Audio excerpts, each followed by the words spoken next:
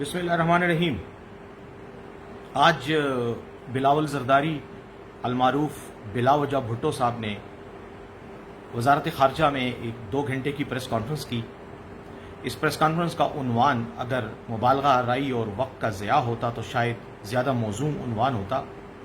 یہ انگریزی میں کسی سیکشن افسر کی لکھی ہوئی تقریر تھی جو انہوں نے پڑھ کر سنائی، بالکل ایسے ہی جیسے پی ٹی وی کے خبرنامے میں کوئی نیوز کاسٹر انگریزی کی خبریں پڑھتا ہے۔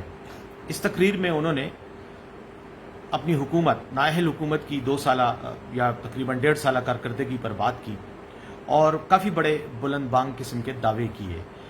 خارجہ امور میں پیش رفت پر بات کی اور کہا کہ انڈیا کے ساتھ ہم نے بہت دبنگ طریقے سے معاملات طے کیے اور انڈیا جب تک ہماری شرائط پر پورا نہیں اترے گا اور ہمارے ساتھ کشمیر کے معاملے پر اپنی پالیسی واضح نہیں کرے گا تو ہم اس کے ساتھ بات نہیں کریں گے۔ لیکن اس وقت یہ بھول گئے کہ ایس سی او کی جو کانفرنس ہوئی تھی گوا میں، اس میں یہ بھاگتے ہوئے تشریف لے گئے تھے اور وہاں جا کر پاکستان کی سبکی کروائی۔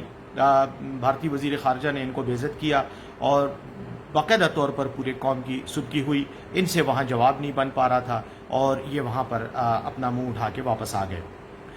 جہاں تک اس میں تعلق ہے امریکہ کے ساتھ تعلقات کا، تو اس کا بھی انہوں نے بڑا بھرپور انداز میں کریڈٹ لیا اور کہا کہ امریکہ کے ساتھ تعلقات ہم نے بحال کروائے۔ بھئی کیا تعلقات بحال کروائے؟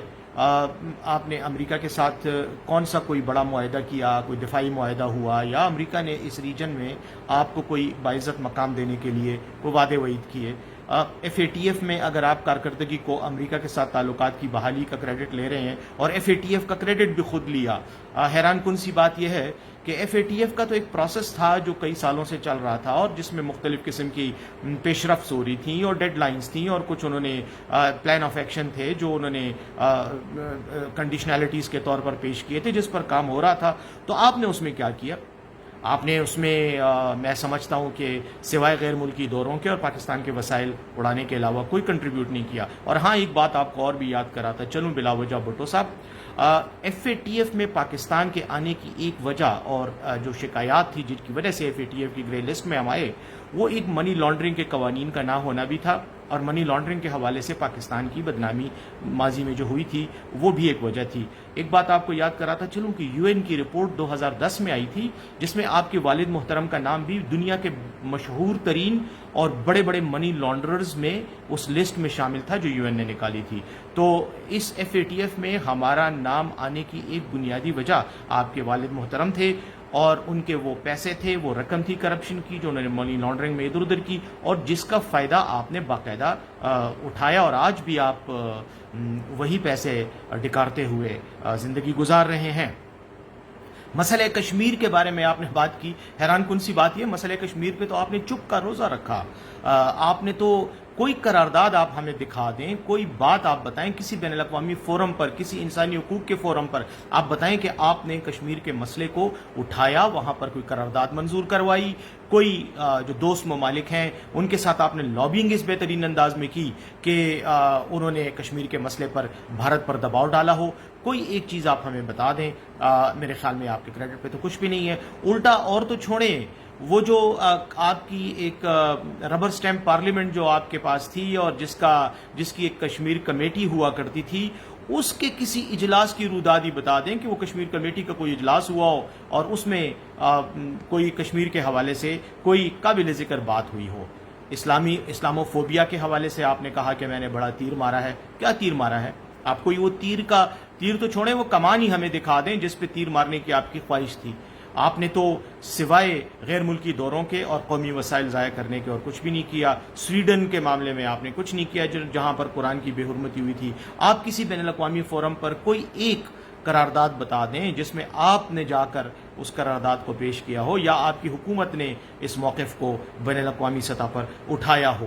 تو اس لیے میں یہ سمجھتا ہوں کہ آج آپ مسلسل جھوٹ بولتے رہے اور آپ قوم کو دھوکہ دینے کی کوشش کر کے اپنی کارکردگی جتاتے رہے۔ ایک اور چیز بھی آپ کو بتاؤں، افغانستان کے مسئلے پر آپ نے کیا کیا؟ افغانستان یہ آپ کے قریب ملک ہے، آدھے گھنٹے کی فلائٹ ہے. ان 16 سال میں آپ کو ایک بار بھی افغانستان جا کر افغان حکام کے ساتھ بات چیت کرنے کی توفیق نہیں ہوئی. دہشت گردی بڑھتی چلی جا رہی ہے، پاک افغان تعلقات خراب ہوتے چلے جا رہے ہیں، لیکن اس کے باوجود آپ نے افغانستان کو کوئی انگیج نہیں کیا. افغانستان کے طالبان کے ساتھ آپ نے کوئی کانفیڈنس بلڈنگ نہیں کی تاکہ آپ کا اپنا ملک افغانستان کے اندرونی حالات کی وجہ سے آپ کے ملک میں مسائل نہ بنے.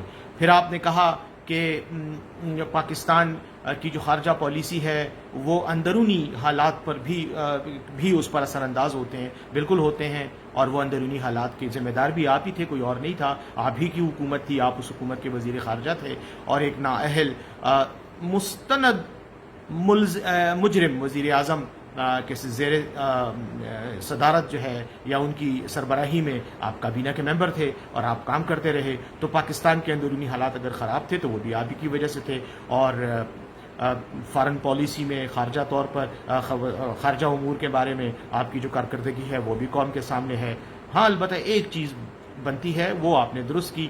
آپ نے ہنا ربانی کھر صاحبہ کی تعریف کی ایف اے ٹی ایف کے معاملے میں. میں نہیں سمجھتا کہ ایف اے ٹی ایف میں ہنا ربانی کھر صاحبہ نے کیا کارنامہ کیا تھا، لیکن ایک بات ہے، تعریف ان کی آپ کے منہ سے بالکل بنتی ہے. اس کی وجہ یہ ہے کہ وہ آپ کی استانی تھیں، آپ کو انگلی سے پکڑ کر لے جاتی تھیں، کانفرنسز میں بٹھاتی تھی، آپ کو ٹاکنگ پوائنٹس دیتی تھیں، آپ کو بتاتی تھیں کہ آپ نے یہ بولنا ہے اور یہ نہیں بولنا، اور آپ کسی ایک اچھے بچے کی طرح اس کے پیچھے پیچھے چلتے تھے اور ان کی ہدایات پر عمل کرتے تھے.